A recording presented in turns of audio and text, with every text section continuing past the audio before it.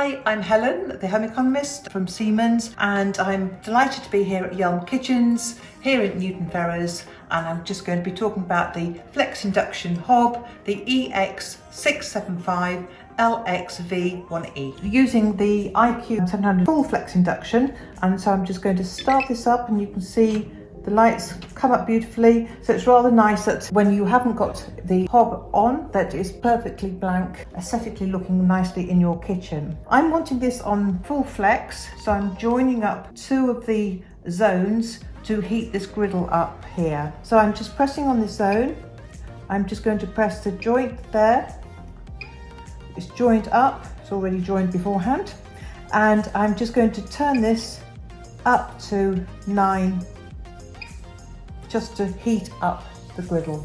A good way to check that your griddle is hot enough, because you can start seeing, is I just either get some peppers if I've had that, or just some garlic.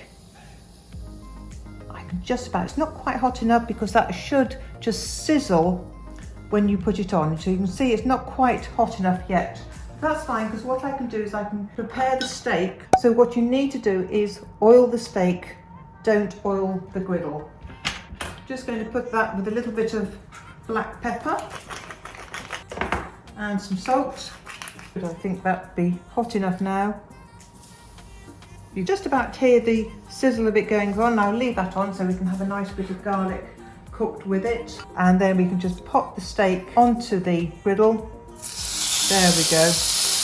Perfectly going on there.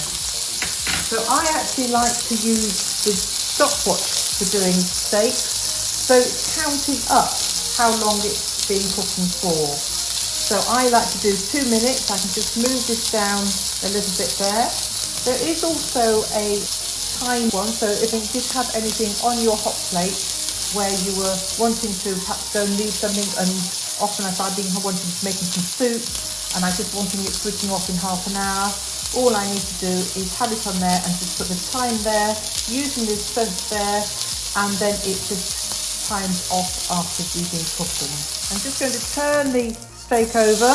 You can see how gorgeous that is. That was just 2 minutes. This is why I like to do the stopwatch, because I can count up, and I know for me, for a rare steak, I like 2 minutes on either side. So you can start that again and just time that away. But obviously, for everybody's preference of how you like your steak,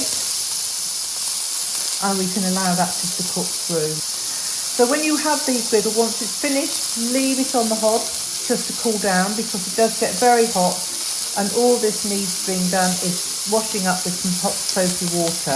Likewise, if you're cleaning your hob, because obviously it is sitting a little bit on there, but it's so easy to clean. Warm water in a cloth. It needs to be a tiniest little bit of washing up liquid, not directly onto the hob, just wiping it over, and then an e-cloth to buff it up afterwards. If you have got a few stubborn stains, you can buy some hob cleaner. You can buy it online from BSH, but there's no need to use that on a regular basis. Just cleaning ideally with hot soapy water. I've just got a probe here just to check what we're getting to. That's actually gone up to 7, whoops, quite quickly up there, so that's plenty there. And so we can just turn this off. This is not going to be a rare steak. This is going to be one for general consumption there. Onto another dish, allowing it to rest. Right, while the griddle is cooling down on the hob, I'll just explain the other features of this beautiful hob here. So the Flex Induction has 4 inductors, 1, 2, 3 and 4. So these can be in 2 zones, 1 and 2 there, as we can see in the pictures there. You can see how this was joined up in the Flex Induction mode with that one. So if you've got a very small pan, you could just put it on the smaller, focus it onto the small inductor, so you can get a good connection of them. Whereas a pan like this can just go in the center of the zone like so. Just put it on again.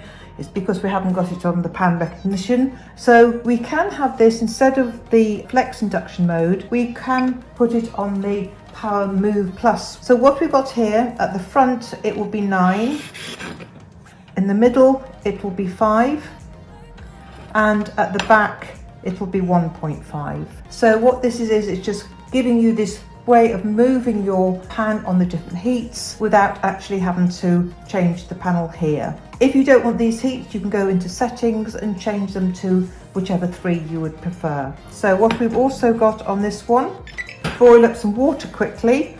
I could press the zone, press power boost on there, and you'll be able to see how quickly the water will come up to the boil.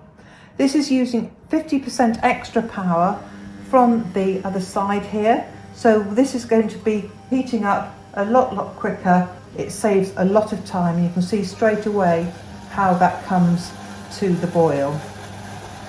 Then we can just press this one again, and we can turn it right down low, and you can see how instantly responsive the induction hob is. So another one of the functions there is actually keep warm. So if I wanted to, I could have this on here, just have that on keep warm, which just is on a low setting. And so if you've got something in your waiting, as I say, some gravy, just wanting it keeping nice and low, you can keep it on the keep warm mode. Another one we can do is this sensor, the frying sense mode here.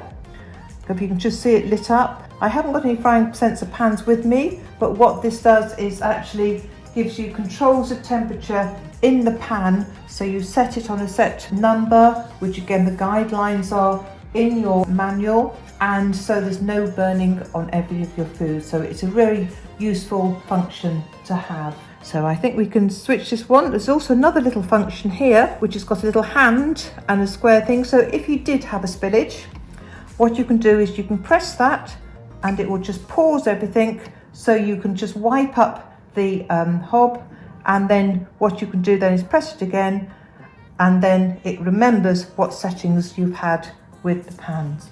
What I do suggest, if you do have a spillage, is always wipe the bottom first rather than the side, because it's the bottom of the pan that you want to keep nice and clean before putting it back onto the hob to continue cooking. We'll be